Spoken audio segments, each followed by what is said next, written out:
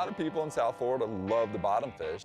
Bottom fishing is a great way to catch a lot of different fish. Not a giant, but a nice one. Hey, you look good on a taco. Look at that guy. There it is.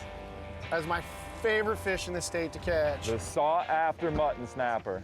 Do you want to bring a couple of these back to SD? You know damn well I want to bring that guy home in a cooler. I got to answer to Jason, dude. When I come home without some fresh snapper, he's beside himself. You brought the Yeti with you, the Yeti bag? Got the Yeti bag just for that. You know, there's tons of species that live on the bottom dwelling species. There you go. Dave's hooked up. Won't be the last. Yeah, this one's nicer. Good one, huh? There you go. Such a cool looking grouper. Oh, look who it is, Rutchie. Oh, that was almost pen gear.